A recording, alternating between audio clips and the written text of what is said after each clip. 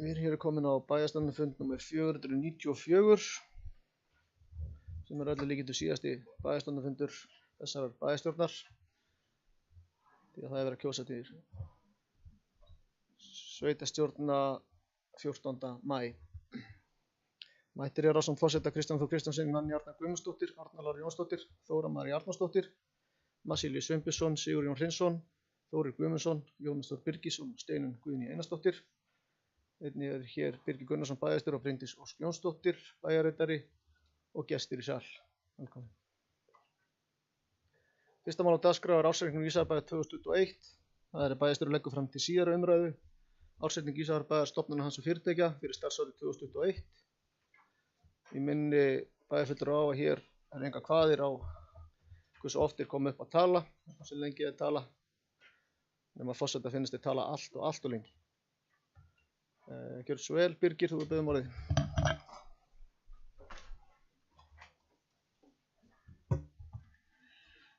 Já, forseti og ágætu bæjarfulltrúar. Ársreikningur Ísafjarðarbæjar er hér lagður fram til síðari umræðu.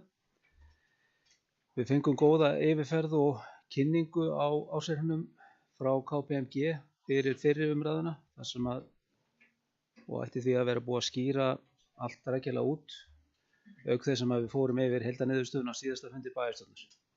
En það er ekki neina breytingar á niðurstöðum að ræða frá fyrri umræðu. En niðurstaða ársreikningsins er halli upp á 396 milljónir á A- og B-hluta, en áætlun hafði gert ráð fyrir afgangi upp á 120 milljónir. Að sjálfsögðu á það að vera markmið að reksturinn sé réttu megin við strikið og mikilvægt að við höldum áætlun ársins og sníðum reksturinn inn í þann stakk sem hún setur okkur. Það markmið tókst og mikilvægt að halda því til haga. Reksturinn er eins og lagt var upp með í áætlun. Þannig voru laun að hækka 2,6% á milli ára, en launahækkanir á síðasta ári námu 6,9%. Launakostnaður er því í heild sinni á pari við áætlun. Önnur rekstrargjöld eru líka á pari við áætlun. En það sem að fer úrskeiðis og skýrir rekstrarhallann eru einkum þættir sem að við höfum ekki stjórn á. Í fyrsta lagi er það lífeyrisskuldbindingin sem að hækkar 478 milljónir eða 340 milljónir umfram áætlun. Í öðru lagi er það fjármagnskostnaður sem er umtalsvert hærri heldur en áætlað var vegna aukinnar verðbólgu.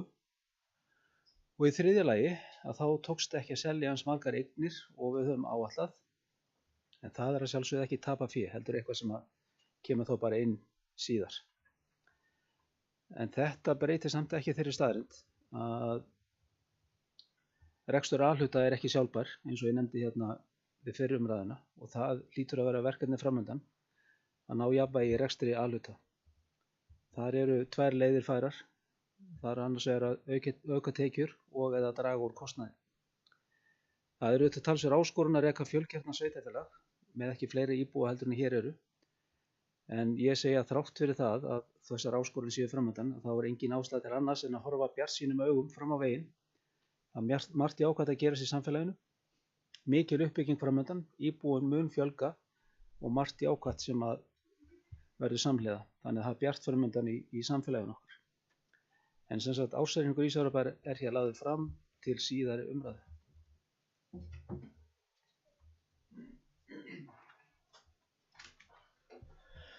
Orðið er laust. Jónas, gjörðu svo vel.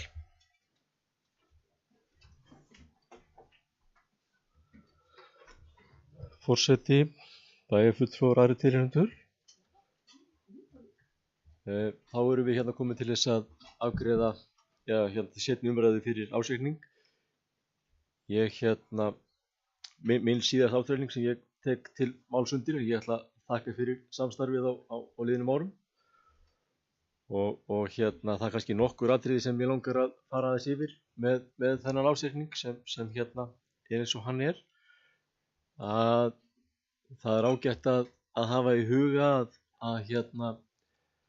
að við skoðum bara til dæmis fjármagnsliðinn, þar sem við erum að tala breytingar á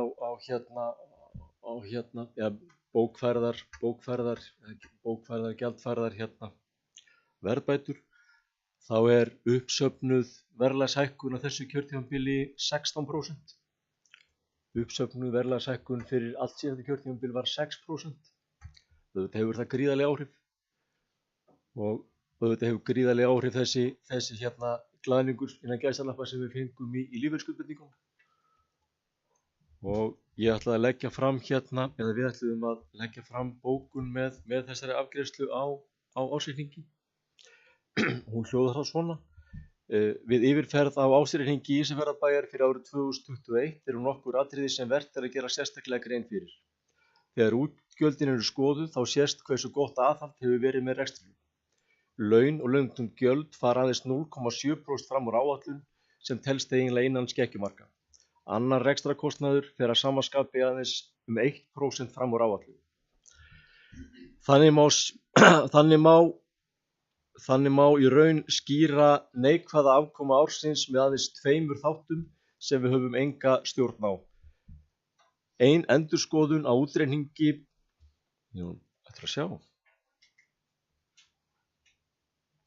Endurskoðun á útreikningi lífeyrisskuldbindinga hafði í för með sér viðbótar gjaldfærslu upp á 335 milljónir umfram áætlun sem er hækkun 232%. Það var fjármagnskostnaður 122 milljónir eða 43% umfram áætlun. Það má rekja til þess að verðbólgan var á síðasta ári 6% sem er reyndar jafnmikil verðbólga á allt síðasta kjörtímabil samanlagt. Þessu til viðbótar tókst svo ekki að selja allar þær íbúðir sem gert hafi verið ráð fyrir að selja. Það er hins vegar rétt að líta á það sem óvenjulegan söluhagnað sem kemur til síðar en ekki tapað fé.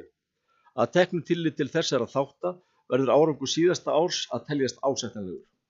Þá er rétt að taka fram að í lok ársins 2021 er skuldaviðmið Ísafjarðarbæjar 83,2% og hefur því lækkað frá upphafi kjörtímabilsins. Svo allt tal að skuldastaða bæjarfélagsins hafi snarversnað er augljóslega blekking. Það verður náttúrulega að líta nefnilega á skuldir í hlutfalli við tekjur. Og ég myndi gjarnan vilja lækka skuldir meira og ég myndi gjarnan vilja skuldir væru lægri. Og auðvitað eigum við að vinna því að lækka skuldir. En það verður engu síður þegar verið að tala breytingu skuldum verður að tengja breytingu tekjum. En auðvitað á bærinn að stefna því að lækka skuldir. Að sjálfsögðu á hann að gera það. Og það er mín skoðun að eiga að gera það.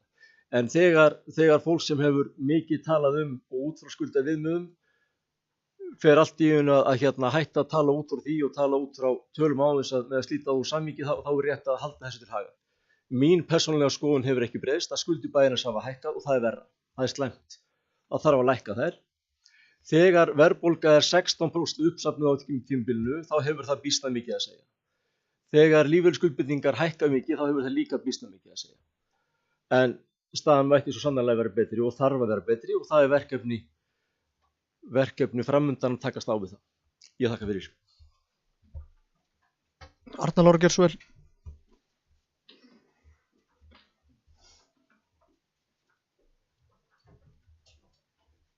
Já, forseti, kæru bæjarfulltrúar og góði gestir. Það er ekki oft sem við fáum gestir í salinn, verðið hjartanlega velkomin. Nú er hér til umræðu, ég náttúrulega að byrja því að þetta er nú síðasti fundur einhverja hérna inni og ég sé nú í framboði en svona fyrir miðju kannski, þá verður þetta kannski minn síðasti fundur sem aðalbæjarfulltrúi en ég vona sem sagt ekki. En ég ætla nú bara að byrja að taka undir með Jónas. Ég ætla bara að þakka til þeirra sem eru að sitja sinn síðasta bæjarstjórnarfund í bili. Ég ætla að segja bili að því fólk gæti nú alltaf komið inn aftur. Og bara þakka fyrir samstæðið á síðustu 4 árum. Eða Jónas kannski síðustu 8 eða 12.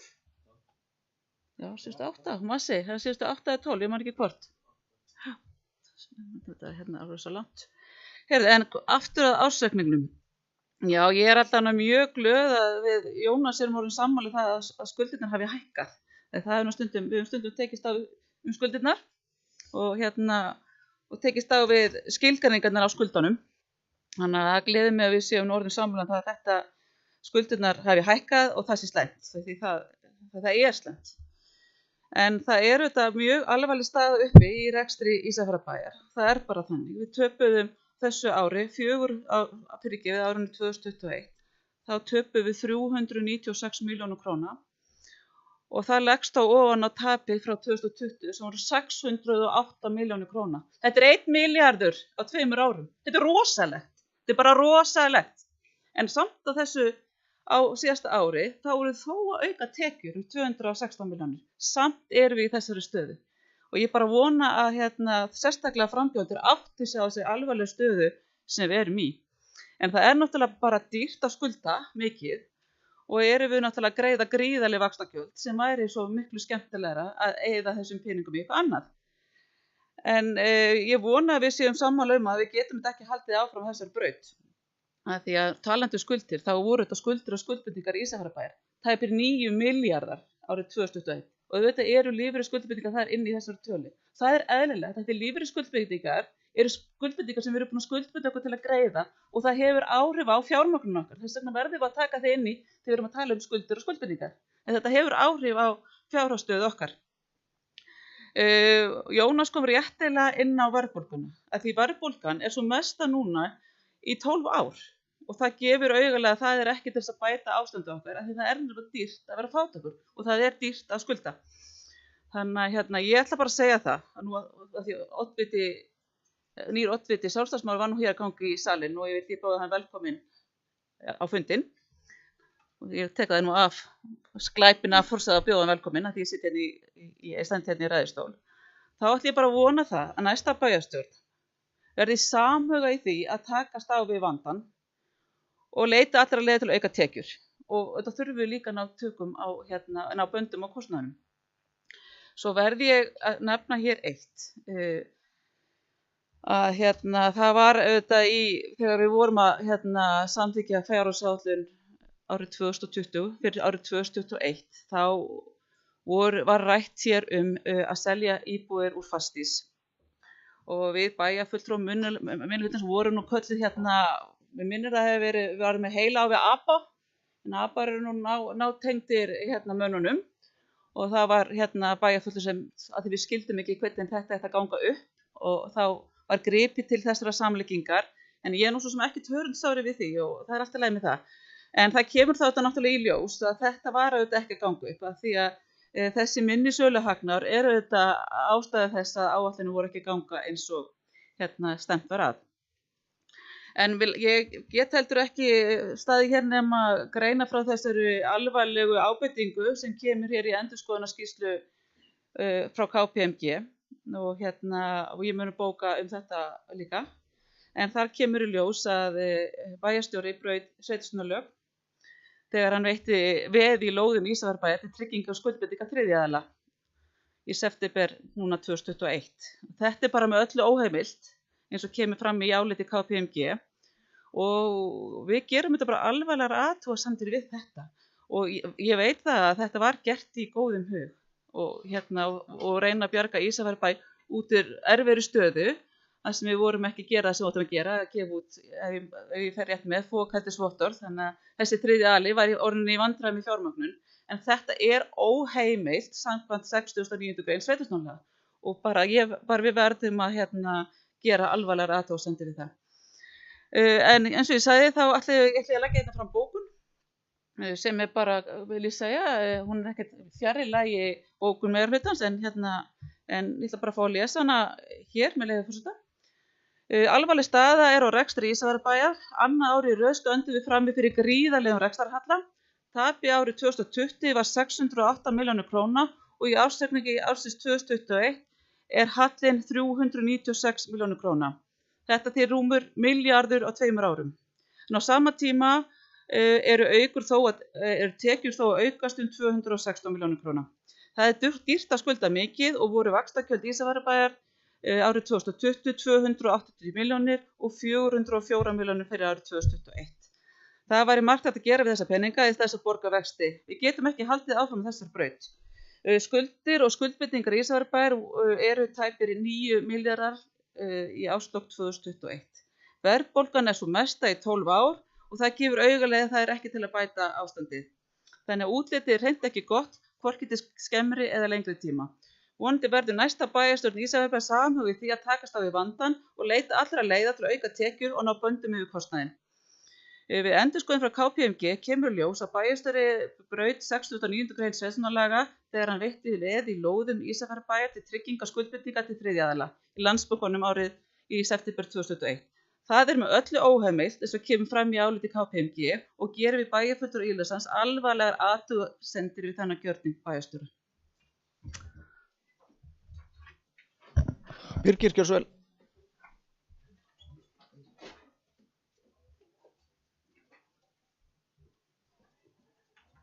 Forseti ágætu bæjarfulltrúar. Það er að byrja því að þetta nú síðasti fundurinn minn með ykkur að þakka ykkur fyrir samstarfið á þeim tíma sem ég búinn að vera hérna, síðan í mars 2020. En ég ætla nú aðeins að bregðast við þessum áverðingum sem að koma fram hjá Örnu Láru. Ég skýrði þetta út eftir fundin sem áttum með KPMG, hvernig stóð á því að þessi ábyrgð var veitt. Þetta snýr að eignum sem var búið að reisa í ártungu 2 og 4 sem voru báðar orðnar fókaldar á þessum tíma og hefði áttu öllu eðlilegu að vera búið að gefa út fókaldisvottorð. Það var ekki búið og dróst á langinn og meðal annars vegna þess að við vorum undirmönnuð tæknisviðinu. Það var langtíma veikindi og því var þetta gert og ábyrgðin hins vegar féll niður leið og var búið að gefa út löglega samninga. Þannig að svo það sé á hreinu. Þannig að þetta var í sjálfu sér, ég skal alveg taka á mig það að ég átti ekki að gera þetta, en mér fannst rétt að gera þetta við þessar aðstæður. En ég vil þá benda fólki á að 9. liður á dagskrá fundarins í dag fjallar breytingar á reglum lóðaúthlutanir. 5. grein í dag í reglum lóðaúthlutanir hljóðar þannig: leið og byggingar fókald skal gera lóðarsamning við lóðarhafa. Þess á að breyta þannig að það er lagt til að hún verði svohljóðandi. Þegar byggingarfulltrúi hefur staðfest að búið að steypa botnplötu byggingar eða eftir atvikum búið að ganga endanlega frá undirstöðum byggingar skal gera lóðarsamning við lóðarhafa. Þannig ef þessi breyting hefði verið komin á síðasta haust, þá hefði aldrei komið til þess að það hefði þurft að veita einhvert veð í fókaldum eignum sem var ekki búið að gefa út lóðarlega samning á. Þannig að enda sjá menn örugglega hversu fáránlegt það að vera með þessa reglu með þessum hætti að verktaki sem ætlaði að byggja fjölbýlishús eða blokk, ef hann getur ekki aflað sér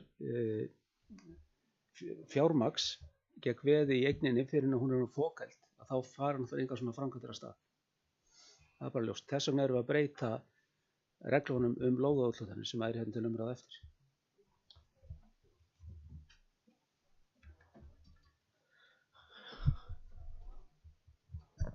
Og það er laust. Nanni, gjörðu svo vel.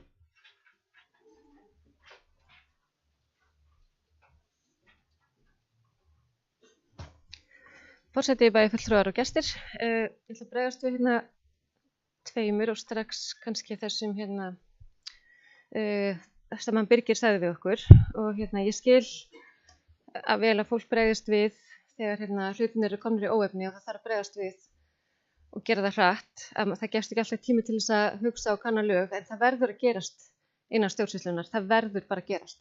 Og þó mann finnist eitthvað ekki rétt og það megi bæta hlutina, ef það er ekki búið að breyta því, þá er það lög og þá verður að fara eftir því. Þannig að við getum ekki bara brugðist við á þann hátt sem okkur langar til. Við verðum alltaf sérstaklega hér innan stjórnsýslunnar að fara eftir því sem lögin segja okkur. Og í annan stað, þá langaði mig til að spyrja hann bæjarfulltrúa Jónas. Í bókuninni frá D-lista segir hann að skuldahlutfall sé 82%, 83,7%. Þá vil ég benda á að þið áttu kannski eftir að lesa nýjustu uppfærsluna, því að allavega í þessari skýrslu sem við erum með hér, þá er það 100%. Þannig að þið kannski breytið því. Já, orðið er laust.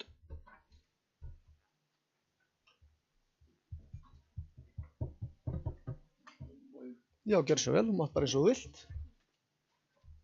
Forseti, bæjarfulltrúar aðrir, þakka fyrir á ný. Þessi gögn voru fengin upp úr gögnunum sem lágu fyrir fundagáttunum fyrir fundin. Þannig að ég biðst forláts hafi ég tekið röng gögn þar upp. Þannig að þá sendi ég nýja bókun og það sem ég segi bara að hún hefði lækkað frá upphæðu kjörtímabils sem hún hefur gert. Takk.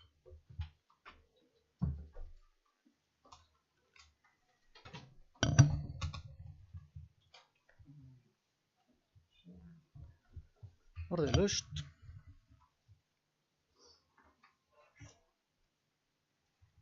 Það hefur enginn kveðið sér hljós. Þá legg ég ársreikning Ísafjarðarbæjar fyrir árið 2021 undir samþykki bæjarstjórnar þess sem er samþykki þessum vissulega skilja merki. Það er samþykkt 9-0. Annar mál á dagskrá, lánsumsókn Hafnarsjóður 2022. Það er tillaga frá fundi bæjarráðs nr. 1197 sem fór fram þann 2. maí og með bæjarstjórn samþykki hér með að veita einfalda ábyrgð vegna lánstöku Ísafjarðarhafnar hjá Lánasjóði sveitarfélaga að fjárhæð 200 milljónir til 17 ára með föstum 1% vöxtum. Láns í lánaflokki LSS 39.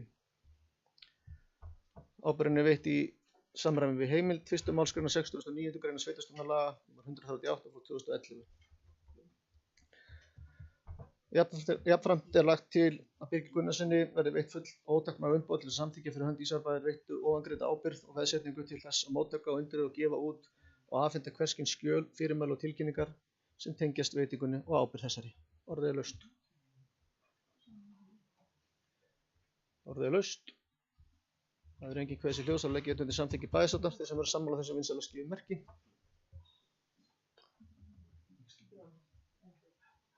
Það er samþykkt 9-0. Þriðja mál á dagskrá eru viðauka við fjárhagsáætlun 2022 tillaga frá fundi bæjarráðs nr. 1196 sem fór fram þann 25. apríl að bæjarstjórn samþykki viðauka 6 við fjárhagsáætlun Ísafjarðarbæjar vegna breytinga á launaáætlun ársins 2022. Orðið er laust.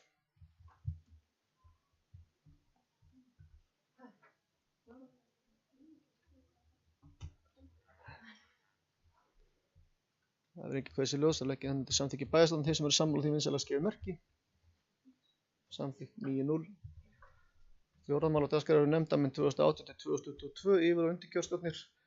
Forseti bæjarstjórnar leggur til við bæjarstjórnar kjósa neðangreindra aðila í yfirkjörstjórn og undirkjörstjórn Ísafjarðarbæjar vegna sveitarstjórnarkosninga 14. maí 2022. Ég ætla að lesa upp aðalmenn og varamenn í yfirkjörstjórn og önnur nöfn eru þarna neðar og ég gerir ráð fyrir því að kynnt ykkur það og gerir það athugasemdir. Það er yfirkjörstjórn 3 aðalmenn Díana Jóhannsdóttir, Jóhanna Oddsdóttir, Kristín Þóra Henriksdóttir, 3 til vara Anna Ragnheiður Grétarsdóttir, Helga Albert Ásgeirsdóttir og Björn Davíðsson.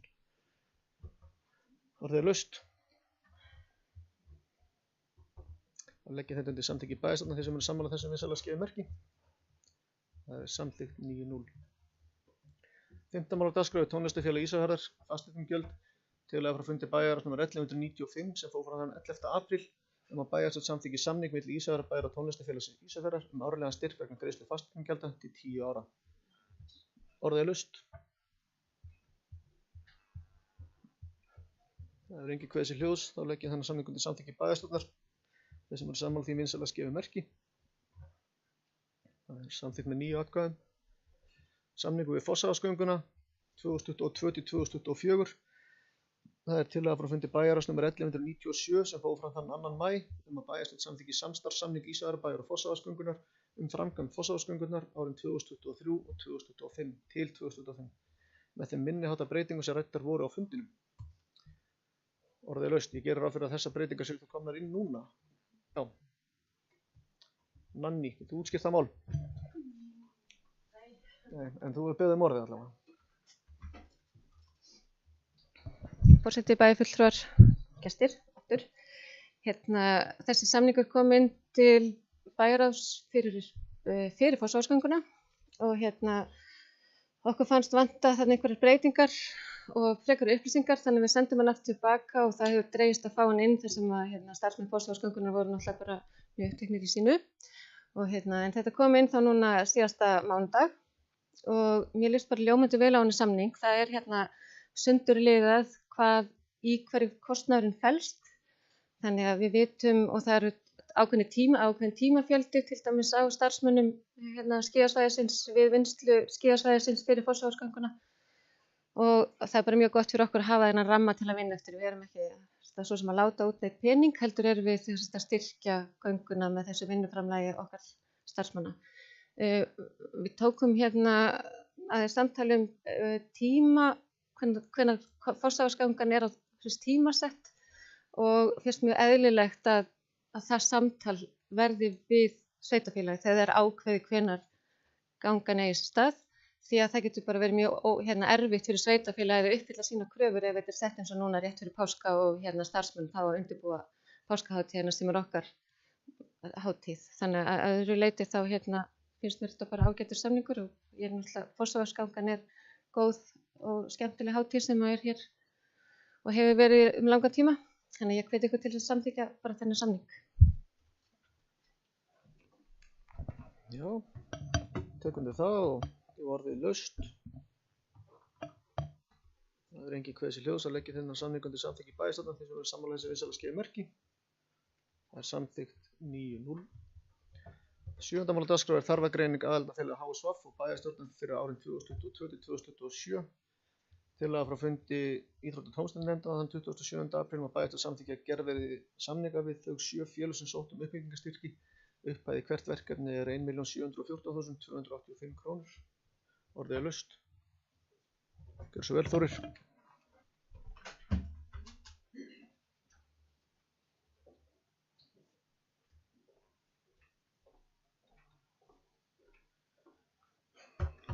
Forseti, bæjarfulltrúar og aðrir tilheyrendur og gaman að sjá gesti hérna, tek undir það.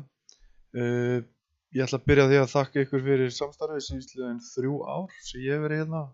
Stefni á að vera ekki hérna á næsta kjörtímabili. Þannig ég ætla að byrja á því en varðandi þessa þarfagreiningu aðildarfélaga og uppbyggingarsamninga þá fagna ég því að það hafi verið settur peningur í þetta árið á þessari fjárhagsáætlun en það alveg ljóst að þessi fjárhæð sem til skiptana þessar 12 milljónir bara allt og lág og það að sjá á þessum verkefnum sem sótt í þessa uppbyggingarsamninga fyrir og það er í rauninni ekkert verkefni sem getur farið af stað við að fá þessa úthlutun. Þannig að mig langar að bara taka undir bókun nefndarinnar sem hvetur nýja bæjarstjórn til að hækka upphæðin í uppbyggingarsjóð þar sem kostnaður á bak við verkefni hefur hækkað mikið síðastliðin ár.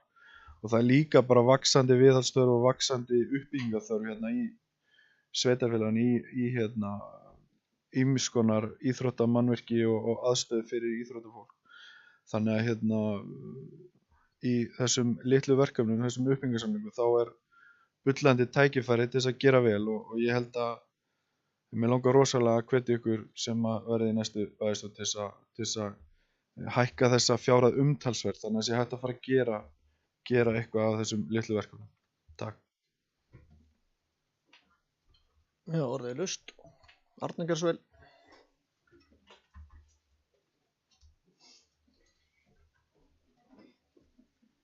Já, forseti ágætu bæjarfulltrúar, ég ætla nú að taka undir með Þóri að það er náttúrulega mjög litlir peningar til skiptana og svo við tökum bara dæmi að nefndin leggur til að þessi skipt jafnt á milli þessara 7 félaga, þannig að hvert og eitt félag fær 1,7 milljón króna og til að mynda þá Skotfélag Ísafjarðar að sækja aðstöðu fyrir félagsmenn og það verðmet og 42 milljónir og þeir fá 1700.000. Hestamannafélag Hending að sækja á frágangu keppnisvelli, það er verðmeti á 95 milljónir, þannig að þeir fá 1,7 milljón í það og svo get ég haldið áfram, þannig að samkvæmt þessu þá þörf á næstu 200 milljónir, þannig að það nú sannlega þörf fyrir að bæti í uppbyggingarsamninga ef við ætlum að vinna áfram með þetta. Ég enda verið við fundist þetta form bara virka því þarna erum við að fá vinnu frá íþróttafélögum sem getur verið mikilvæg þegar það eru til litlir peningar. En það sem ég langaði að spyrja bæjarstjóra að því það er kannski enginn hér í íþrótta- og tómstundanefnd, sennilega ekki. Hér lagt til að skíðafélagið fái 3,2 milljónir í jarðvegsvinningu og lýsingu. Á hvoru svæðinu þetta og mér var sagt að það hef bæði verið sótt í Seljalandsdal og Tungudal, þannig að eitthvað breyting þar á því við höfum þetta oft styrkt bæðisvæðin í sikkurum uppbyggingarsamningnum. Þetta eitthvað ný stefna að það sé bara einn samningur á skíðafélagið? Ég veit að skíðafélagið hefur allavega gert athugasemdir einhverja við þetta að það sé bara einn samningur en að því hefðin eru 2. Já, orðið er laust. Birgir, gjörðu svo vel. Já, forseti ágætu bæjarfulltrúar, ég bara hef ekki hugmynd það og veit ekkert meira heldur en þið það sem þarna liggur að baki, annað en það að þarna gert ráð fyrir að fá allir það sama. Þannig það kemur fram í þessu minnisblaði, 1714.000. Jónas, þú vil kannski taka við stjórn fundarins. Já, Kristján hefur beðið orðið, gjörðu svo vel. Já, forseti, bæjarfulltrúar, ég spyr mig alltaf að því þegar við erum að taka upp þessu uppbyggingarsamninga hvort þetta sé rétt form eða hvort þetta sé ekki rétt form. Auðvitað viljum við öll hækka þessa uppbyggingarsamninga, en ég held að við ættum kannski líka að fara að skoða þetta út frá því hvort við þurfum að fara að skipta þessu upp í stór og lítil verkefni. Alveg eins og Arna benti á að ef að Hestamannafélag Hending ætlar að sækja og fá 1700.000 þá mun það vera 52 ár að byggja upp þessa aðstöðu.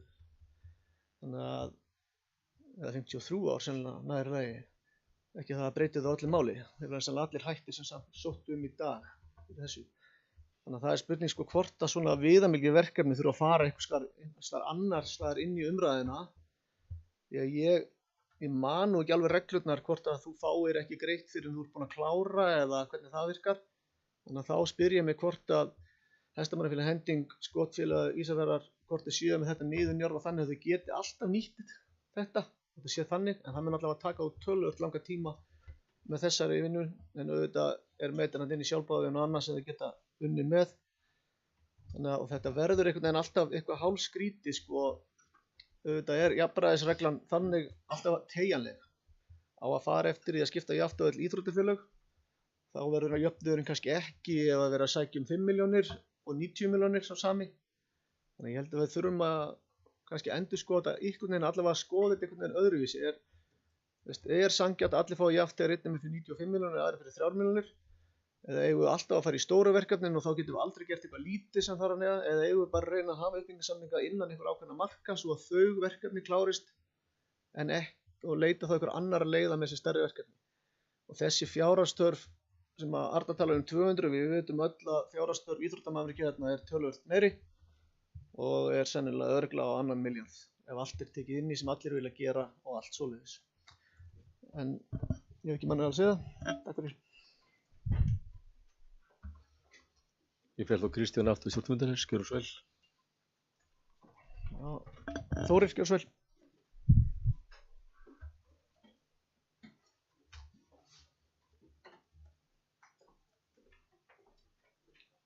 Já, forseti, ég get svo sem alveg tekið undir það hjá þér að þetta er spurning hvort sé rétt form, en ég hef skilið þannig allavega að þessi stóru verkefni, við erum með þarfagreiningu þarna frá HSV og íþróttafélögum og þessi stóru verkefni hafa ekki fengið brautargengi í fjárhagsáætlanir. Þetta er vettvangur íþróttafélagana til þess að koma sínu verkefnum allavega láta vita af þeim, að við viljum að þá gera þetta. Það er þessir uppbyggingarsamningar og það er eina sem að þetta er eina formi sem þau geta fyllt út til þess að reyna að fá okkur hljómgrunn og þannig að ég hef skilið það þannig, en það er spurning hvort að það þyrfti að setja eitthvað hámark á þetta eða þannig. Ég upplifi þessa úthlutun bara þannig að þetta hefur verið svolítið að það væri bara allir að fá jafnt, þannig að það er engin ósáttur. Það er allir jafn ósáttir og það er allir jafn sáttir. Það er mín upplifun. Takk. Já, Jónas, ég fæ ekki bara rétt þá Þórir misskildi mig eitthvað aðeins. Já, Kristján hefur beðið orðið. Já, ég er alveg sammálaður, þetta er eina formið sko, sem ég var að reyna að leggja til hvort við ættum að reyna að finna eitthvað annað form eða eitthvað aðra leiðir til að gera þetta. Þetta er eina leiðin fyrir þau í dag til að koma þessu inn. En þetta er sennilega líka rétt, þetta er örugglega svipa og þegar að HSV tekur að sér að úthlutað tímum í íþróttahúsum og það er best að hafa alla jafn ósátta og það er náttúrulega leiðilegt því að það er eina leiðin til þess að fólk getur samþýtt. Takk.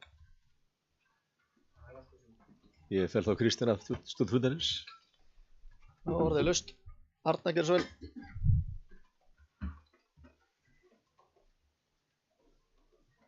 Forseti, ágæti bæjarfulltrúar, ég er svolítið hugsið yfir þessu líka.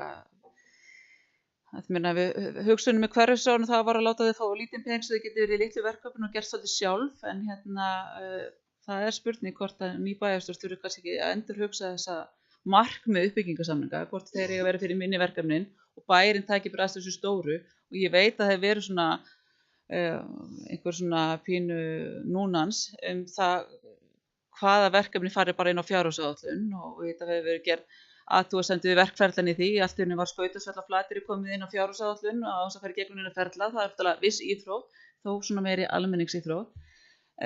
Og svo það líka að við gerum HSV, Héraðssambandið, sem er náttúrulega okkar helsti tengiliður það kemur að samskipti við íþróttafélagin. Við erum kannski líka að gera kröfur á þá sem þau get ekki staðið undir, til dæmis með þarfagreiningu og þegar við erum að biðja þau að forgangsraða verkefnum. Það þeim erfitt, eins og kom nú fram þegar við vorum að ræða uppbyggingaráætlunina, af því að það erfitt fyrir Héraðssambandið að gera upp á milli aðildafélaga. Það bara þeim mjög erfitt. Þannig að það bara við erum við erum kjörin til að taka slíkar ákvarðanir og við verðum bara að taka þær. Við getum ekki varpa þessari ábyrgð frá okkur. Við þurfum bara að taka hana og standa með því. Og ég myndi vilja taka upp þessi samskipti, ég ætla að hvet á sem verða hér eftir kosningar að taka upp þessi samskipti og reyna að setja þessu hvernig viljum við að hafa þetta. Og ég held við séum ofta að gera Héraðssambandinu óleik, að því þau bara í eðlisum samkvæmt geta þau ekki gert upp á milli sinna aðildafélaga.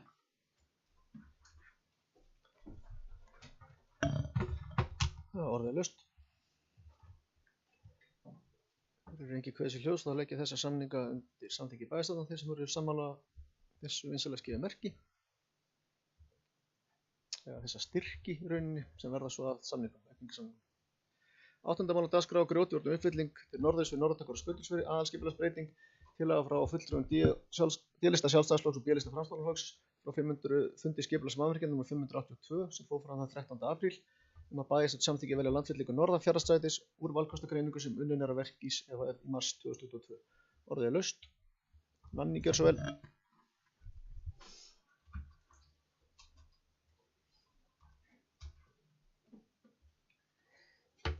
Forseti, bæjarfulltrúar og gestir. Það kemur liðurinn sem allir hafa beðið eftir.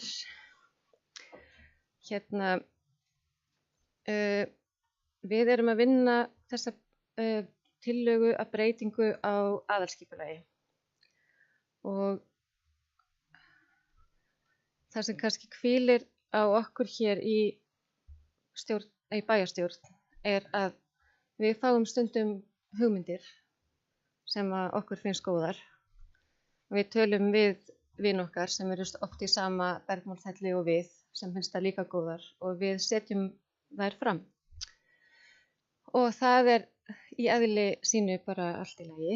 Samkvæmt skipulagslögum þá er ferlið við breytingu á aðalskipulagi þannig að einhver í bæjarstjórn fær hugmynd og fylgir henni eftir í breytingu. Í þessu tilfelli þá erum við að bregðast við því að við erum að fá efni sem að við vitum ekki hvað við erum að gera við. Þannig að þetta kemur hérna fram góð hugmynd, hún er sett í vinnslu sem er þá ferli og núna erum við búin að fá tilbaka álit skipulagsstofnunar, við erum búin að fara í valkostagreiningu, við erum búin að fá álit íbúa og það er í eðli ferla að þau breytast og hugmyndir geta breyst.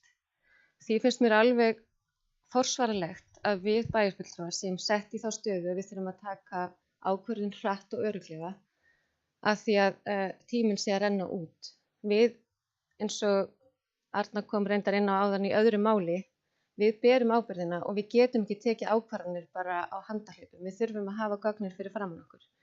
Þess vegna finnst mér þessi valkostagreining sem við fengum hérna eftir áramót.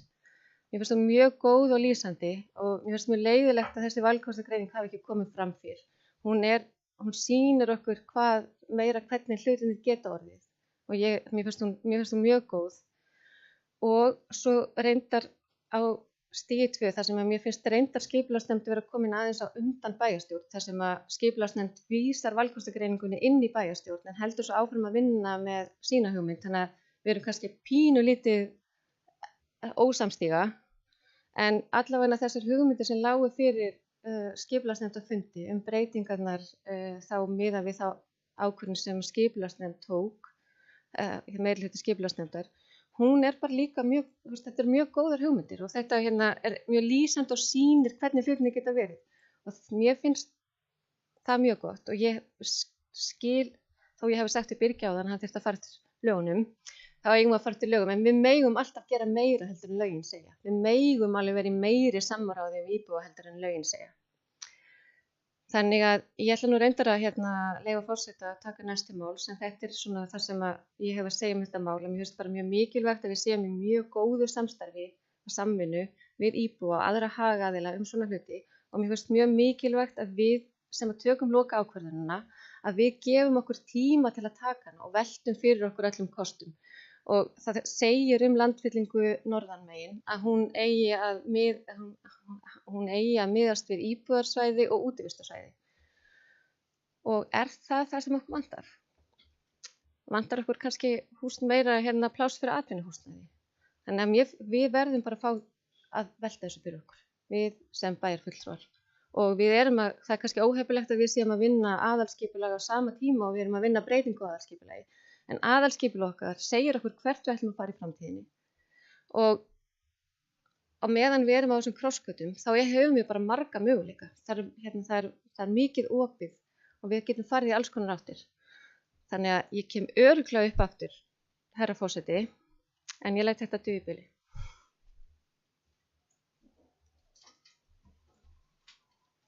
Já, ég ætla að vona að ég átti sig á því að umræðum ársetningar samt hægt þannig. Ég hefði samt áður en ég tekti mál sem forseti í þessu máli, það ég líka vilja taka til mál sem bæjarfulltrúi, svo ég sé nú ekki að nota vald mitt sem forseti til að tala oftar eða meira heldur en í mál sem bæjarfulltrúi. Þannig að þá óska ég eftir að taka við stjórn fundarins. Já, bæjarfulltrúi Kristján hefur beðið orðið. Já, takk fyrir. Ég nefnilega svolítið sammála Nanný í þessu máli. Ég svo sem verið mjög ánægð með vinnu meirihluta í þessu máli, því sem það hefur verið komið á framfæri. Það sem að kannski held að fleiri heldur en ég sem bæjarfulltrúi áttuðum okkur ekki á var að þessi valkostagreining hafi verið í boði frá upphafi. Við fyrstum koma kannski örlítið seint inn í ferlið til okkar. Því að þegar ég sá þessa valkostagreiningu þá sá ég alveg gríðarlega mörg tækifæri. En það ákvörðun bæjarfulltrúa að ákveða svo hvert við ætlum að fara með þessi tækifæri. Það þarf að sjóverja pollgötuna einhvern tímann betur. Við getum mögulega þurft á atvinnuhúsnæði að halda, það nú ekki margar lóðir eftir á Suðurtanga.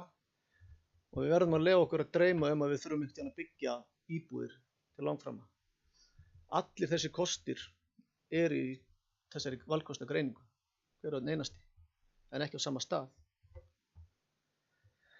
Þannig að ég held að sú breytingartillaga við þessa tillögu sem við munum setja fram á eftir gefa okkur ennþá þann möguleika á að koma öllum þessum valkostum fyrir í aðalskipulagi og taka svo ákvörðun síðar það hvað verður gert við uppfyllingarefni, því að þetta ennþá í því ferli að þá enn eftir að auglýsa þetta sem aðalskipulag þar sem verður óskað eftir aðkomu íbúa og annarra fagaðila til að gera athugasemdir við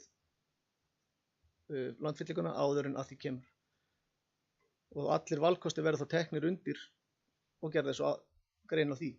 Því að það bara þannig að það verið að vinna aðalskipulegin, það kannski ákveðin kostur í því líka að til framtíðar erum við þá strax komin með staði þegar við getum farið í annarkvort að við þurfum íbúa að fara í fyllinguna þar eða við viljum fara að verja pollgötuna betur og eigum efni í það, þá þarf þetta ekki að fara aftur í gegnum þetta ferli, heldur þetta allt til í aðalskipulagi.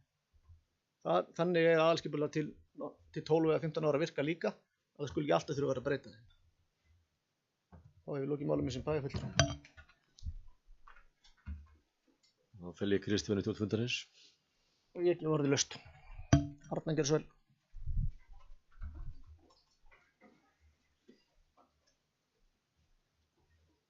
Já, forseti ágætu bæjarfulltrúar. Ég Forseti var hæstánægður með vinnubrögð skipulagsnefndar en ég held að skipulagsnefnd hefði nú getað gert margt betur í þessu máli og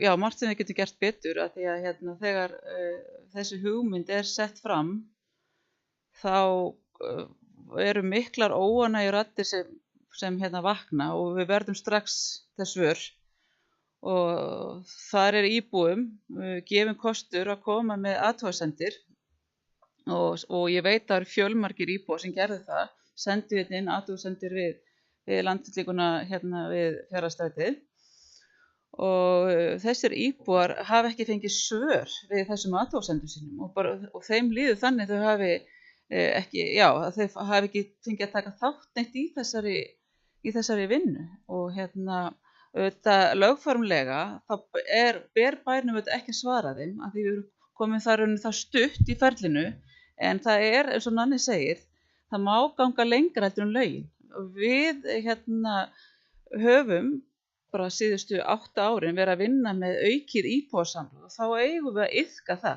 Þegar það kemur upp megn óánægja, þá eigum við að reyna að sætta sjónarmið og ég held að þar höfum við brugðist, bara því miður. Og við eigum, og það örugglega hægt að sætta sjónarmið, en þetta líka rétt sem Nanni segir, að manni líður svolítið eins og okkur sé stillt upp við vegg að við séum orðin á sein, það farið eitthvað útboð á einhverju efni sem bæjarstjórn veit ekki sem bæjarstjórn hefur ekki heimilað. Á einhverju auka efni sem, það bara Vegagerðin sem gefur út og það kemur ekki fyrir bæjara, það kemur ekki fyrir bæjarstjórnina og við erum alltaf bara komin bara upp við vegg. Ég bara ekki sátt við þessi vinnubrögð. En það hefur nú kannski verið rétt að kynna þessa breytingatillögu sem forseti ætlar að flytja eftir. Ég var nú búin að fá veður af henni, en hún gengur náttúrulega út á það að það eigi að vísa öllum valkostunum inn í aðalskipulagsbreytinguna og það þarf að ræða þetta eitthvað frekar sem eðlilegt. Og ég vil bara leggja á þá áherslu að það verði hlustað og íbúa við iðkum það sem við viljum vera, iðka íbúasamráð. Og þetta þetta ákveðin vandi sem við erum í, að aðalskipulag okkar komið á tíma og við erum að vinna nýtt. Og það ekki gert ráð fyrir neitt landfyllingu í gildandi aðalskipulag, þar liggur vandinn. Og það kom líka alveg augljóslega hér fram í haust að fólk var bara ekki alveg með þá hreinu hvort það væri gert ráð fyrir landfyllingu eða ekki í aðalskipulaginu sem náttúrulega, ég ger líka athugasemdir þau vinnubrögð, að fólk hafi ekki vitað það, þetta sé ekki í aðalskipulagi. Og nefnilega aðalskipulag réttilega eins og forseti kemur inn á, það á að marka okkur stefnuna til framtíðar. Nú erum við ekki með neina stefnu. Við vitum að aðalskipulag núna sem við höfum bara gegnum ári verið nokkuð ánægð með. Það bara orðið barnsins tíma. Við þurfum að fara að hugsa lengra fram í tíman. Við stöndum fyrir nýjum áskorunum. Okkur að fjölga, auðvitað þurfum að gera ráð fyrir íbúum, atvinnuhúsnum og framvegis. En okkur vantar svo framtíðarsýnina. Og það kom líka svo í ljós þegar við vorum hér með verktakafyrirtæki sem sótti einhverja 5-6 lóðir í miðbænum. Og við bara allt í einu bara erum bara hálf hissa á þessu og bara það enginn sýnt okkur á það. Við erum bara með þessar fínu lóðir sem eru búin að standa til boða í 15 ára eða hvað það og enginn hefur haft þannig sé á hóðum, 30. Þannig að við erum að standa fram fyrir nýjum veruleika.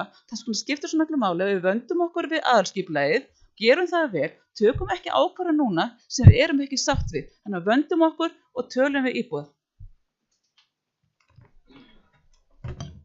Það var vel laust. Jónas, ég fækkast. Já.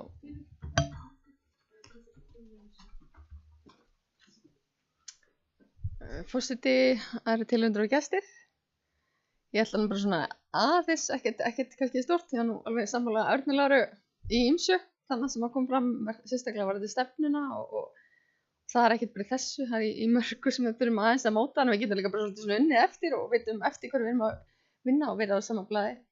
Ég kom inn í pólitík akkurat yfir svona samráðsmáli, en það allir búið að jarða það mál, en það sem að ég kannski var hinum með borðið og þannig ég skil alveg það að við þurfum að eiga samtalið, þannig ég bara vona að það sé eitthvað sem ég getur farið áfram með. Ég ekki á móti þessari landfyllingu og ég finnst gaman að geta horft til framtíðar og við séum að sjá uppbyggingu. En við þurfum allavega að reyna að ná sátt og við verðum að geta unnið svolítið saman áfram held ég. Og ég vona svo sannarlega að við verðum þar næstu 4 árin, sama hvar ég verð þá. Takk fyrir. Þú tilbúin? Já, ekki. Orðið er laust. Jónas, ég ætla að fá því að eitt orð viðbót. Já, Kristján hefur beðið orðið. Ég ætla að vera sammála Örn, geti orðið okkar síðasti fundur. Allavega í því máli að mér leiðist að láta stilla mér fyrir vegg líka við ákvarðanatöku og þurfa að taka hraðar ákvarðanir þegar ég tel að við höfum getað fengið ákveðnar upplýsingar fyrr. Ég er að vísu samt, ég held við verðum að halda okkur samt við þann veruleika að fólk sem vill fá hugmyndir og koma þeim á framfæri sé líka réttur gerður til að koma þeim í þetta ferli sem við erum í núna. Núna erum við komin í það ferli að athugasemdir að fara að berast inn. Ef við ætlum að stoppa það af fyrir hugmyndavinnu eða fyrir ykkur sem hafa tilfinningu fyrir ykkur framtíðarbótum ef við erum bara að tala skipulagsmál, þá eiga þau líka rétt á sér. Það er allavega mín skoðun. Núna er þetta komið í það ferli að núna fáum við athugasemdir. Væntanlega góðar, væntanlega slæmar. Það er alveg fólk með landfyllingunum öllum. Það er fólk á móti þeim öllum líka. Núna erum við að fara að auglýsa allavega þennan kost og láta skoða alla hérna kostina og fá athugasemdir fyrir allt. Það hlýtur að vera í rétta ferli í þessu.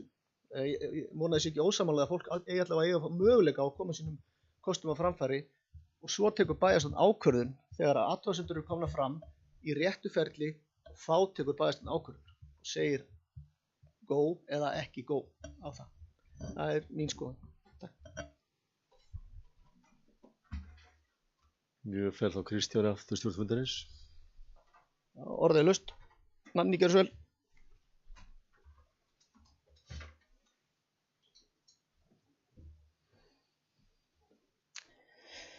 Forseti, bæjarfulltrúar og gestir.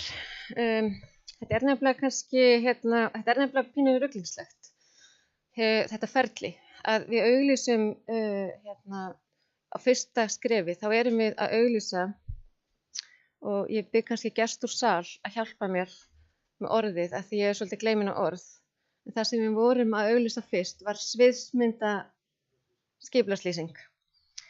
Og það er ekki, samkvæmt lögum þá þarf ekki að svara athugasemdum í skipulagslýsingu sem er samkvæmt lögum, en eins og ég sagði áðan þá getum við alveg gert betur heldur en lögin segja og þegar við segjum ætla að vera í íbúðasamræði þá reynum við að teygja okkur eins langt að við getum þar að lútandi og ég vísa þá til málsins sem að Steinunn var að rifja upp hér áðan að þar fengu bæjarfulltrúar góða hugmynd sem að var svo sannarlega rakið ofan í það og var ekki góð hugmynd og við bara unnum út frá því og þannig það er bara eðli hugmynda að við ef við hlustum og þá verða hugmyndunar kannski betri eða við bökkum. Það sem er að gerast núna er að það er búið að móta þessa tillögu að landfyllingu norðanmegin og sú hugmynd er þá lögð í ferli og er auglýst sem breyting á tillagað breytingu á aðalskipulagi. Þá hafa íbúar tækifæri til að koma með athugasemdir. Þetta er líka sagt undir skipulagsstofnunar sem kemur með athugasemdir.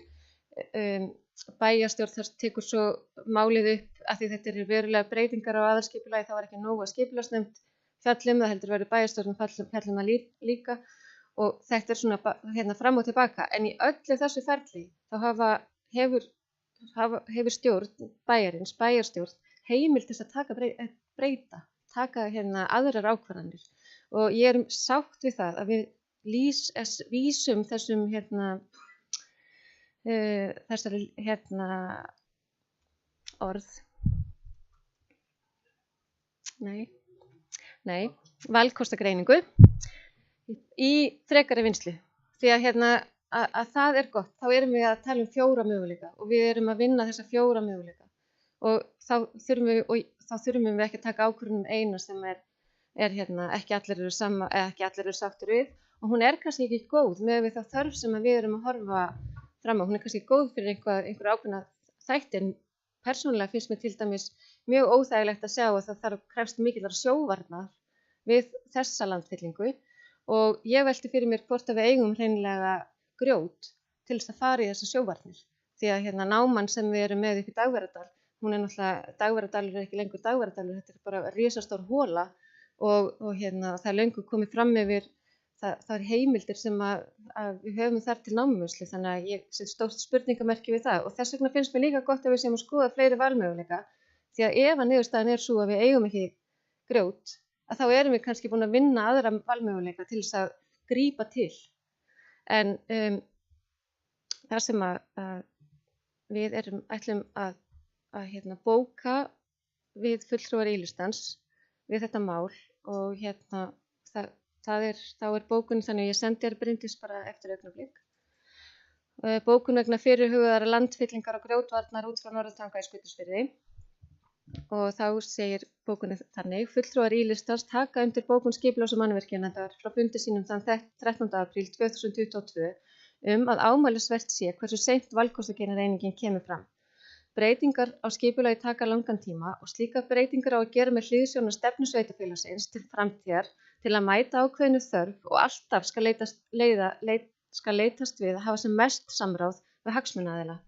Samráðið er mikilvægt og snýst ekki að láta undan þrýstihópum, heldur það skrifað í lögin að tillaga að breytingum geti tekið miklum breytingum í ferlinu sem geti leitt til algjörs viðsnúnings, verulegra breytingar eða minniháttar breytingar á upphaflegri hugmynd. Við sem stjórnsýsluvald eigum að vanda okkur þegar kemur að svo umfangsmikilli og viðkvæmri breytingu á aðalskipulagi og skoða alla möguleika sem við höfum til að mæta þörfum framtíðar. Gögn sem fylgja valkostagreiningunni upplýsandi þá kosti sem við höfum og hvernig við getum látið byggð þróast í mismunandi áttir til að mæta ólíkum áskorunum. Við getum ekki látið skort á tíma hafa áhrif á faglegu og ígrundaða ákvarðanatöku. Þá ætla ég sem forseti að lesa það sem Arna hefur verið að ganga millivarðandi hvernig við klárum þetta mál því að það forseta eins og oft áður þó að það hafi ekki alltaf gengið hugleikið að bæjarstjórn vinni málin saman og reyna að sammælast og svona stór mál 9-0 og ég reyni aftur. Þetta nú síðasti fundur. Getum gert með það, krakkar. Bæjarstjórn, við viljum þá klára málið með því að vísa öllum valkostumöðlum í verkis. Það hljómar bæjarstjórn sér kosti við alla möguleika sem voru setti fram í valkostagreiningu verkis vegna nýtingu efnis sem verður til uppdælingu úr Sundabakka og vísa þeim öllum til vinnu við heildarendurskoðun á aðalskipulagi sem nú er í vinnslu. Jafnframt samþykki bæjarstjórn tillögu skipulags- og mannvirkjanefndar landfyllingu Norðafjarðarstrætis og vísar henni áfram í lögformlegt ferli við aðalskipulagsbreytingar.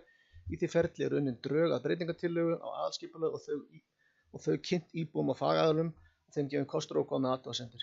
Þegar unnið hefur verið úr athugasemdum endanleg breytingatillögu lögð fyrir skipulags- og mannvirkjanefnd sem vísa málinu til samþykktar bæjarstjórnar. Landfylling verður ekki veruleika fyrir því ferli loknu.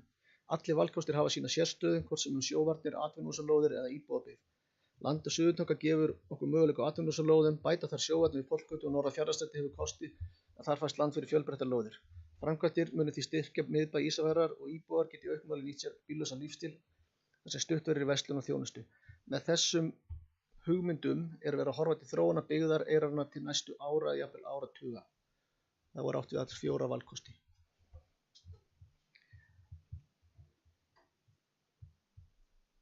Orðið laust. Arna, gjör svo vel.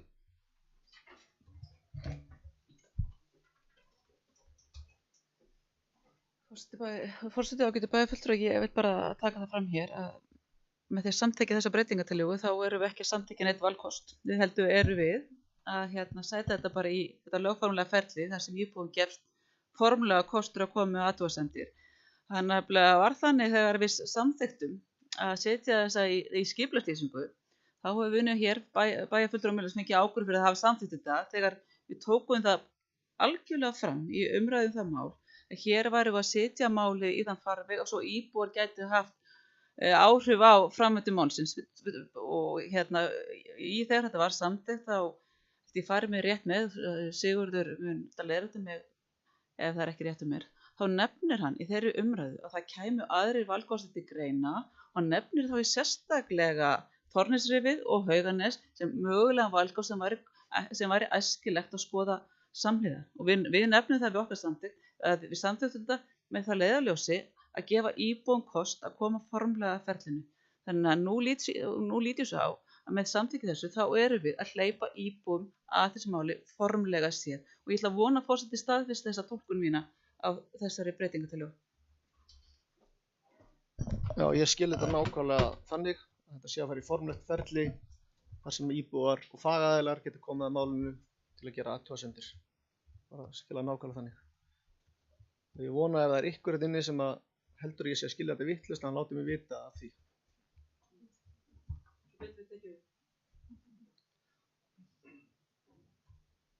Orðið laust.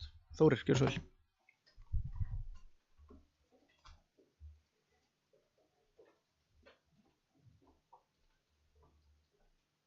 Já, forseti, mér líst ágætlega á þessa breytingartillögu og ég bara samþykki hana. Ég ætla aðeins að bæta við það sem Arna Lára var að segja hérna með fyrst kannski fagna því að það sé komið vilji til þess að ræða aðra möguleika og annað í þessum mögulegum breytingum og landfyllingum. Því það var svo sannarlega ekki til umræðu fyrst í haust þegar ég man svo vel eftir þegar Sigurður meðal annars benti á Hauganes og Torfnesi við að þá var því skeytt á okkur samþykki ekki bara þessa landfyllingu og ég fagna því að það sé allavega komið vilji til þess að fara með þetta í formlegt ferli og rétt ferli og það sé vilji til þess að skoða fleiri möguleika. Enda ekki annað í boði þar sem að það er ekki landfylling í aðalskipulagi núna. Þannig ég fagna þessu, takk.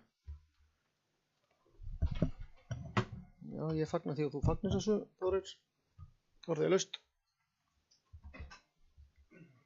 Það er engin kveðis í hljós, þá legg ég þessa breytingartillögu verkið undir samþykki bæjarstjórnar þeir sem er sammála því vinsælast gefa merki. Það er samþykkt 9.0. 8. mál á dagskrá endurskoðun reglur lóðaúthlutanir. Tillaga frá fundi skipulags- og mannvirkjanefndar númer 583 sem fór frá þann 27. apríl um bæjarstjórn samþykki breytingar á lóðaúthlutunarreglum í samræmi við minnisblað Smára Karlssonar starfsmann umhverfis- og eignasviðs, dagsett 20. apríl 2022.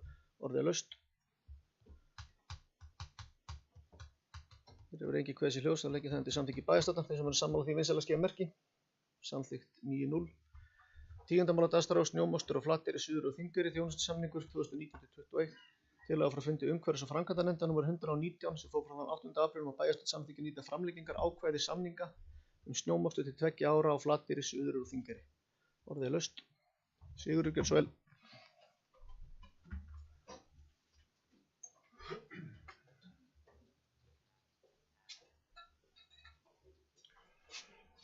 Forseti, ágætu bæjarfulltrúar og aðrir tilheyrendur.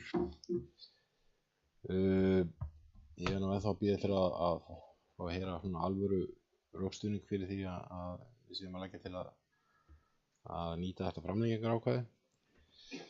Ég hefði haldið að það væri einmitt bara mjög gott að bjóða svona verkefni út fyrst að við erum komin inn á það braut þarna.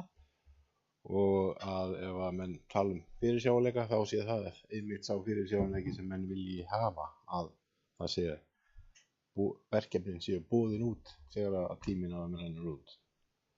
Þannig að óbreyttu mun ég ekki samþykkja þessa tillögu en það væri áhugavert ef að einhver getur komið með almennilegan rökstuðning fyrir þessu. Takk.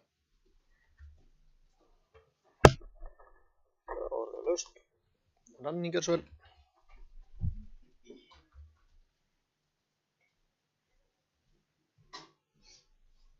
Forseti, bæjarfulltrúar og gestir. Það getur nú sjálfsagt verið túlkunaratriði hvað eru almennilegar rökstuðningur á þegar skoðanir eru kannski ekki alveg á sömu línu. En í samningunum sem voru undirritaðir fyrir 3 árum síðan var ákvæði 2 ára framlengingu og okkur þótti gott að nýta það framlengingar ákvæði með þá einum breytingum sem eru þær að tækin á Suðureyri, Flateyri og Þingeyri munu bera ferlivöktunar búnað eins og tækin hér á Ísafirði og það sé bara svona jafnréttissjónarmið að það sé það öll tæki sem eru með eins búnað. Það er reynda búið að kanna það líka hjá persónuvernd að það stenst alveg persónuverndarlög og ég fullyrði, Sigurður, í þín eyru að þetta er mjög góð rök fyrir því að við framlengjum þennan samning á þess að bjóða hann út. Og við það stendur svo fullyrðing. Takk fyrir þannig orðið laust. Það er engin hvers í ljós að það gefur samþykki bæjarstjórnar þeir sem eru sammála sem vinsælskeiði merki. Samþykkt. Er þetta samþykkt? Nei. Einhver sem situr hjá, einhver á móti. Samþykkt með 8 atkvæðum, 1 á móti. Þú gafst nú ekki klára síðasta fundi, Siggi minn á þess að vera á móti ykkur atriði. Sko. Það hefði ekki verið... 11. mál á dagskrá. Óskum óverulega breytingar á ask.isa.b vegna jarðhitanýtingar. Það var mjög erfitt fyrir mig. Fyrir jarðnýtingar í Laugum í Súgandafirði. Ég er ekki ennþá búinn að læra að segja 581. Tillaga frá 581. fundi skipulags- og mannvirkjanefndar sem var frá þann 7. apríl um að bæjarstjórn heimili málsmeðferð í samræmi við 2. málsgrein 37. grein skipulagslaga nr. 123 frá 2010. Orðið laust. Það hefur engin kveðs í ljós, þá legg ég þetta til samþykki bæjarstjórnar þeir sem eru sammála sem vinsælskeiði merki. Það er samþykkt með 9 atkvæðum.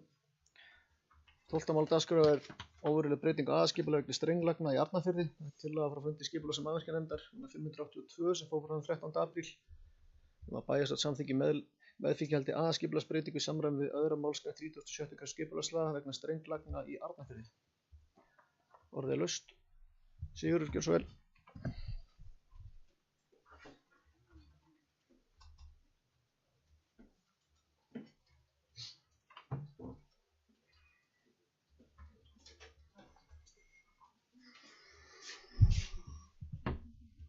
Forseti. Þarna er að ræða breytingu á aðskipulagi sem að hefur að óbreyttu ef það er hægt að lesa rétt út úr þessum kortum sem fylgja tillögunni getur haft verulega áhrif á nýtingu sem að verið hefur og þá er ég að tala um nýtingu út í sjó því að samkvæmt lögum lagningu sæstrengja er talað um að breidd frá sæstrengjum í sitt hvora áttina eða sem helgunarsvæði það sem óheimilt er að vera með veiðarfæri eða legufæri að það sé yfir 400 metrar í hvora átt. Það gekk nú einhver póstur á milli borða áðan þetta mál það sem er talað um einhverja 10 metra og það er náttúrulega bara helgunarsvæði upp á landi, það er ekki út í sjó. Og ef að marka má þá teikningu sem að fylgir tillögunni, að þá er landtaka sæstrengsins í landi Hrafnseyrar, þá er það nálagt landamerkjum að hún útilokar svo til alveg alla notkun legufæra fyrir neðan jörðina Auðkúlu. Sem að hefur verið bara lengur en elstu menn sem ég þekki verið nýtt þannig og þess vegna finnst mér að það sé framkvæmdaraðila að sjá til þess að strengurinn fari ekki út í sjó þarna þar sem að hann gengur verulega á rétt landeiganda á næstu jörð. Annað sem mér finnst rétt að nefna í þessu samhengi þar sem að þarna er verið að ræða um jarðstreng frá Mjólká og út af Hrafnseyri og svo sæstreng sem að til samans eru þetta 30 kilometrar. Mér finnst áhugavert að það skuli vera valið að leggja alla þessa leið í jörðu á svæði sem er allt á láglendi á sama tíma og það er talað um það að það sé ákveðin jarðstrengjakvóti sem að þetta klárlega gengur á. Fólk kannski áttar sig ekkert almennilega á því hvað jarðstrengjakvóti þýðir en það myndast ákveðið launafl í jarðstrengjum sem er mun meira heldur en er í loftlínum og þess vegna verður reksturinn á jarðstrengjum erfiðari fyrir vikið, en mér fyndist að Landsnet ætti að svara því með almennilegum hætti, almennilegum notabenni, hvaða áhrif þetta hefur á aðrar línulagnir á Vestfjörðum, og mér fyndist eðlilegt að menn horfðu frekar til þess að koma línulögnum sem eru hátt uppi, reyna að koma þeim á nýjörðina, því að þar er ísing og verulegt vandamál í rekstri, ekki niður undir sjávarmáli eins og er þarna í þessu tilfelli. Þannig að svona, já, mér finnst þetta að vera sérkennilegt á margan hátt, en það er kannski rétt að spyrja því svona á hvað stigi er þetta mál? Erum við að fara að samþykkja þetta og er þetta þá bara frágengið, eða hvað þýðir þessi klausa þarna, önnur málsgrein 37. greinar skipulagslaga, er einhver með það á hreinu kannski? Ég var reyndar búinn að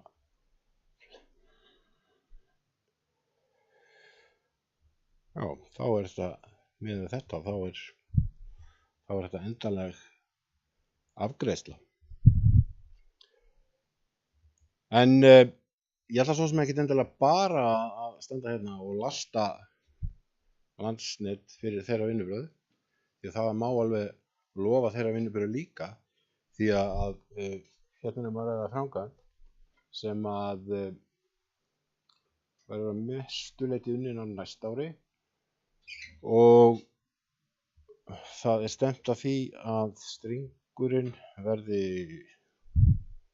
tekin í notkun seint árið 2024.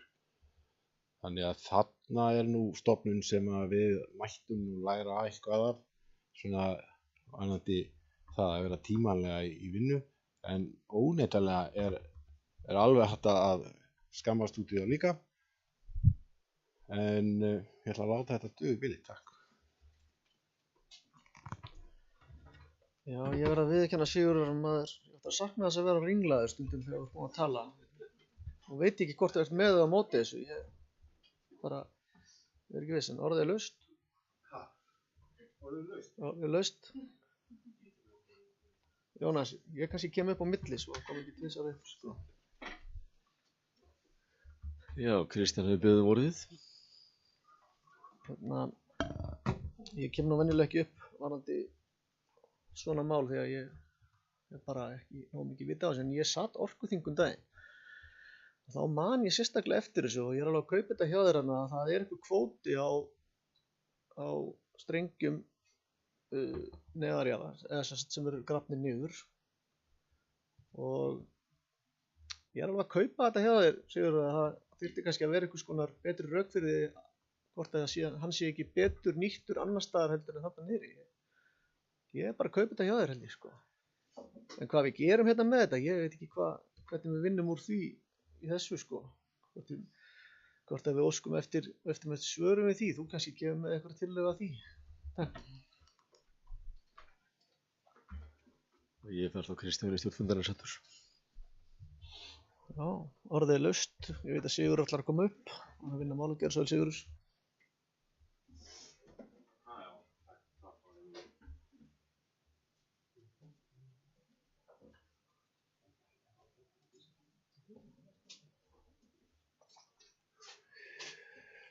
Forseti, það skal tekið alveg sérstaklega fram að ég er mjög hlynntur því að raforkukerfið á Vestfjörðum sé betrumbætt, að er nú löngu komið tími til, og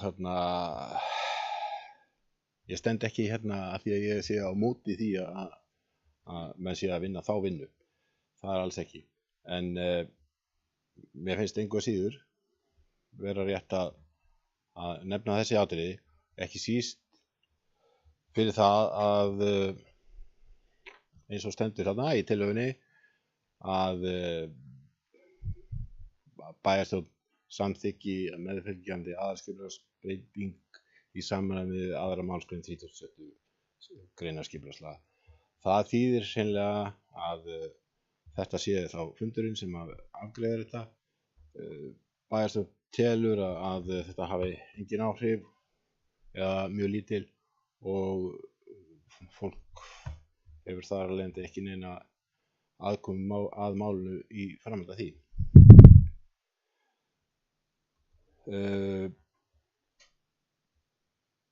Ég ætla svo sem ekkert endilega að kveða upp úr það hvort að það eigi að fresta málinu eða óska eftir frekari skýringum, en mér þætti það alveg eðlilegt að það yrði gert. Ég væntanlega til með að missa þá af því, en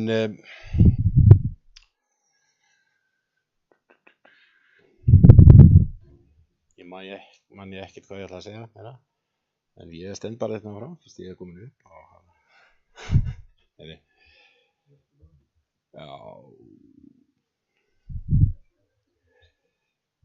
já, það að miskuti. Mér þætti allt til lagi að það kæmi frekari upplýsingar. Ég geri mér nú svona í hugarlund að það sé nú ekki stór frávik á aðalskipulagi að þó svo að maður stæði í fjörunni og ýtti þeim með tækin einhverjum 300 metrum innar eftir fjörukampinum þarna á Hrafnseyri,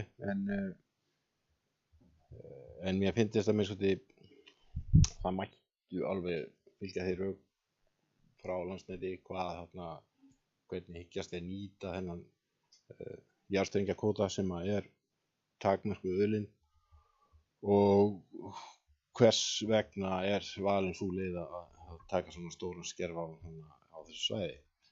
En þið ráðið alveg hvað það gerir með þessa tillögu. Ég ætla miskuti ekki að samþykkja eins og hún er og stendi það. Takk fyrir. Forseta ber allavega að bera upp tillögur eins og það koma til bæjarstjórnar, en honum ekkert sérstaklega annt það að vera að fella svona hugmyndur bætt raforkukerfi á Vestfjörðum. Nú horfir bæjarreitur svo svakalega á mig og vill greinilega tala við mig þetta mál. Nei, ok.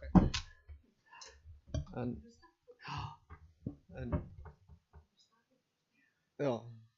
En ef ekki kemur breytingatillaga þá ber forseta að bera þessa tillögu upp til samþykktar. Þannig að ég segi bara orðið laust. Og það hefur engin. Sigurður, ég ætla að leyfa að koma upp í 3. skiptið. Þetta er síðasti fundur.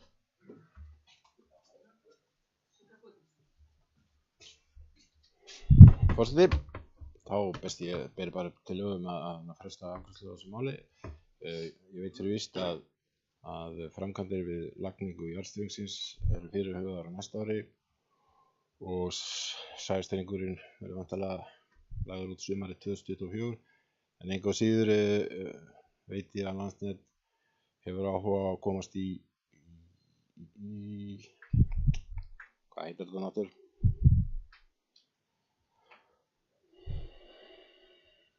Já, útboðshönnun.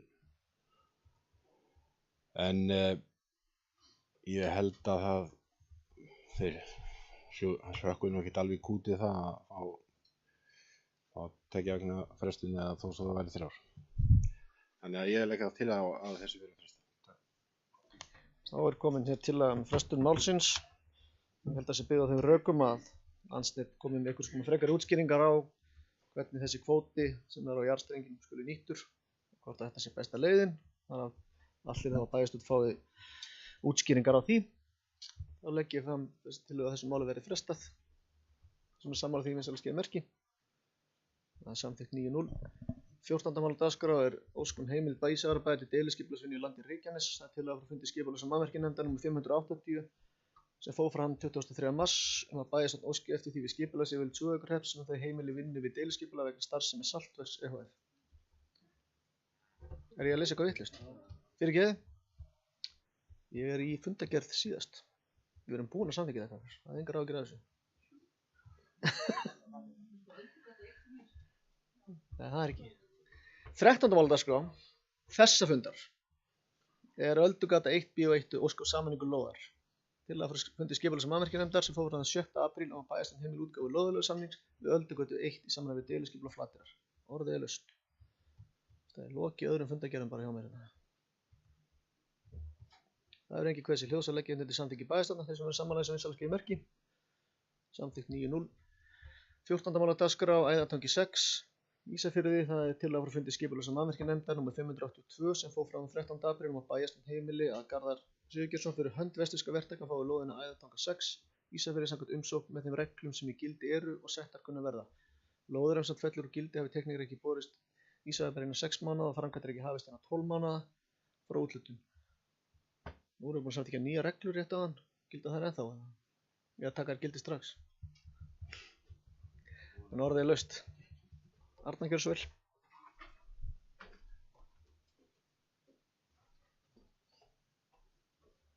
Forseti, ágætu bæjarfulltrúar, það er við erum nú heppin að formaður skipulagsnefndar er með okkur í dag. Mig langar að spyrja formaður skipulagsnefndar út í þessa lóð Æðartanga 6 og ég ætla með leyfi forseta að taka líka næsta mál á dagskrá sem er Æðartangi 8-10. Þar er verið að leggja til að lóðirnar verið sameinaðar og þetta er náttúrulega lóðir sem eru náttúrulega við nýja Sundabakkann. Mig langar að spyrja formann skipulagsnefndar. Það kemur ekki fram í gögnunum til hvers, í hvaða starfsemi eigi að nýta þessar lóðir, hvort þetta sé ekki örugglega hafnsækin starfsemi við Hafnarbakkann og hvort að einhver hafi fallið frá lóðum. Því ef ég man rétt, þá vorum við náttúrulega búin að útláta öllum lóðum þarna við Hafnarbakkann einhver fyrirtæki að hætta við og þá að þessi liðin og tengjast. Hvort að útlutunin á Æðartanga 6 tengist hún eitthvað á lóðunum á Æðartanga 8-10. Þetta nefnilega er ekki í gögnum málsins. Þóra, gjörðu svo vel.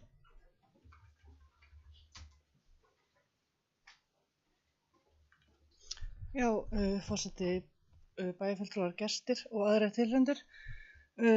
Varðandi lóðina Æðartanga 6 þá var runnin út, það er meira en ár síðan hann hefur útlitað og teikningum hefur ekki verið skilað. Það er samkvæmt útlitunum reglum ef fyrri lóðar hafi búin að missa lóðina og þess vegna er hún laus til útlitunar þarna. Varðandi Æðartanga sameiningu lóða Æðartanga 8-10.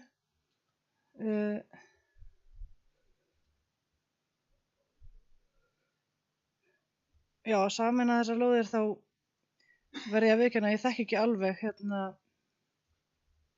hvað markmið er, hvernig starfsemi verður þarna. En ég er ekki heldur viss að segja hvað er á lóðunum að það sé hafnsækin starfsemi. Takk fyrir.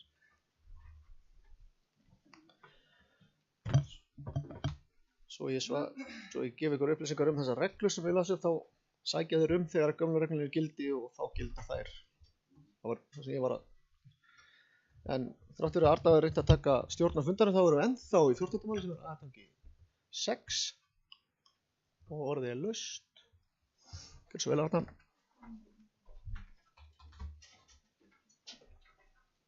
Forseti, ágætu bæjarfulltrúar, ég beini þá spurningum minni til bæjarstjóra hvort að hann viti eitthvað hugmyndir á Æðartanga 6 og Æðartanga 8-10 og hver er að missa lóð og hver er að fá lóð.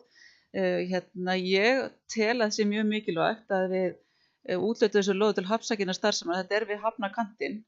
Ég held við getum verið sammála það að þetta sé ekki góð nýting á lóðinni til dæmis að vera með líkamsræktarstöð eða jógasetur eða hvað er. Ég myndi telja það það var allavega hugmyndin með þegar þessar lóðir voru skipulagðar upp að þetta myndi tengjast hafnsækinnar starfsemi og ef ég man rétt þá er Hafstöð Gunnver, þeir voru með stóra lóð og Keresis var með stóra lóð og Arctic Fish sem er stóra lóð og þetta er allt sjávartengt fyrirtæki. Þess vegna ef bæjarstjóri gæti varpa ljósi á það hver er að missa lóð og hver er að fá lóð og hvort þetta sé í hafnsækinni starfsemi. Já, orðið er laust. Birgir, gjörðu svo vel. Já, forseti, ágætu bæjarfulltrúar. Samkvæmt gögnum málsins að þá er þetta vestfirski verktakar sem eru að óska eftir þessari breytingu að sameina þessar tvær lóðir. Meira veit ég ekki, ég veit ekki hver var með þessar lóðir áður. Gamla spítan var með þessar lóðir áður.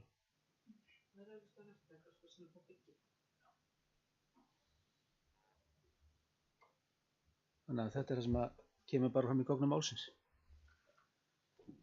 Ég held að sé allavega mikilvægt að vita hvort að það sé bara hvað er á lóðunum Hafs, já, Gilsvörður.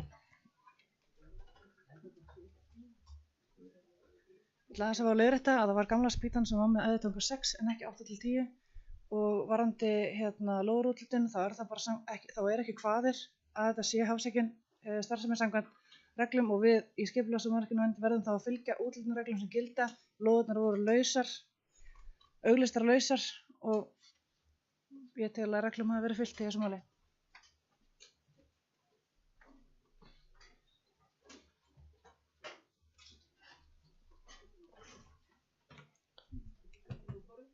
Orðið er laust.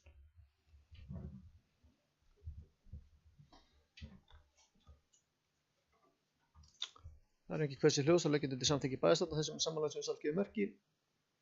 Samþykkt 9-0.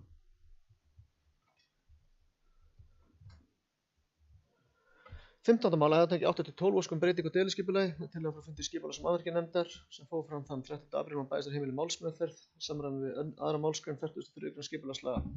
Orðið er laust. Það er ekki hversi hljóðs að leggja til samþykki bæjarstjórnar þessum er samanlagt þessum við sjálf gefum merki. Það er samþykkt 9-0.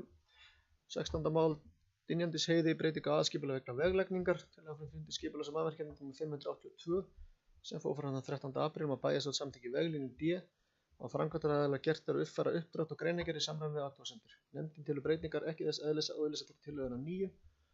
Orðið er laust. Sigurður, gjörðu svo vel.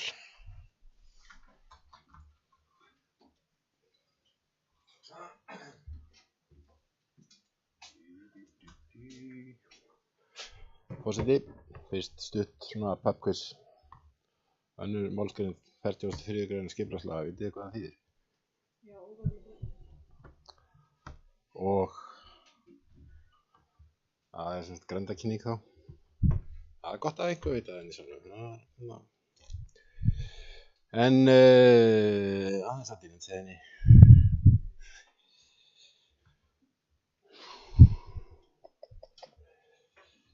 Ég hef nú alveg viljað sjá Vegagerðina að vera aðeins frjóri í hugsun þegar hann var að skipuleggja vega hérna upp úr Dynjandisveginum.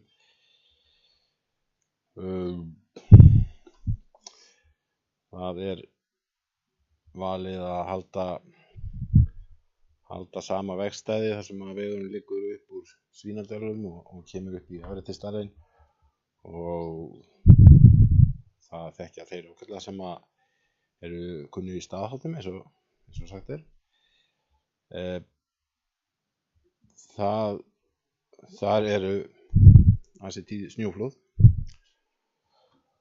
og það er að mínum mati hreinlega bara ekki forsvaranlegt að vera að leggja nýjan veg á þessu svæði þar sem að veðráttan er þannig að það er alveg frá því að vera norðvestri og út í austur að ef að þær áttir eru ríkjandi þá eru að safnast hengjur þarna fyrir ofan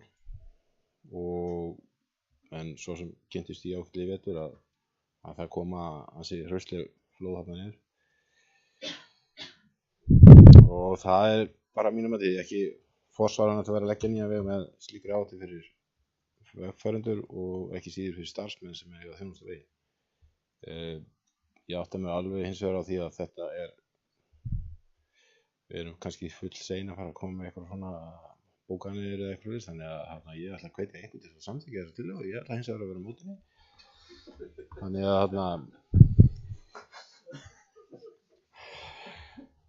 Þannig að það sé bara á hreinu. Mér finnst Vegagerðin hafa að skauta ansi ódýrt framhjá öðrum kostum og hreinlega eiginlega beitt blekkingum að aðrir möguleikar væru ekki í stöðunni. Bara, takk. Já, hann er heldur harður á síðasta fundi, það má enginn vera á móti nema hann. Orðið er laust. Það hefur enginn kveðið sér hljóðs, þá legg ég til að allir séu sammála þessu með Sigurður. Nei, þá legg ég málið til samþykktar, gjör. Það er samþykkt með 8 atkvæðum, einhver á móti. Sigurður er á móti. 17. mál dagskrá er bæjarráð nr. 1195, lögð fram kynning fundargerð í 6 liðum. Orðið er laust. Það er lagt fram til kynningar fundur bæjarráðs nr. 1196, fundargerð í 13 liðum frá 25. apríl. Orðið er laust. Lagt fram til kynningar fundur bæjarráðs nr. 1197 frá 2. maí, fundargerð í 11 liðum. Orðið er laust. Lagt fram til kynningar fundur fræðslunefndar nr. 439 frá 13. apríl, fundargerð í 7 liðum. Orðið er laust. Lagt fram til kynningar fundur fræðslunefndar nr. 400 og var ég að fara gegnum það núna? Nei, 440 haldið 28. apríl, fundargerð í 6 liðum. Orðið er laust. Lagt fram til kynningar fundur hafnarstjórnar nr. 230 á 12. apríl, fundargerð í 8 liðum. Orðið er laust. Lagt fram til kynningar fundur íþrótta- og tómstundanefndar nr. 231 haldinn 27. apríl, fundargerð í 1 lið. Orðið er laust. Lagt fram til kynningar samvinnu almannavarnanefnd Ísafjarðarbæjar og Súðavíkurhrepps, fundur 37 haldinn 27. apríl, fundargerð í 4 liðum. Orðið er laust. Lagt fram til kynningar fundur skipulags- og mannvirkjanefndar nr. 581 haldinn 7. apríl, fundargerð í 16 liðum. Orðið er laust. Lagt fram til kynningar 27. mál fundur skipulags- og mannvirkjanefndar nr. 582 frá 13. apríl, fundargerð í 11 liðum. Orðið er laust. Lagt fram til kynningar fundur skipulags- og mannvirkjanefndar nr. 583 frá, við erum alveg að vera búin krakkar, skulum við spjalla, frá 27. apríl, fundur í 3 liðum. Orðið er laust. Lagt fram til kynningar fundur umhverfis- og framkvæmdanefndar nr. 119 frá 8. apríl, fundargerð í 9 liðum. Orðið er laust. Gjörðu svo vel, Sigurður.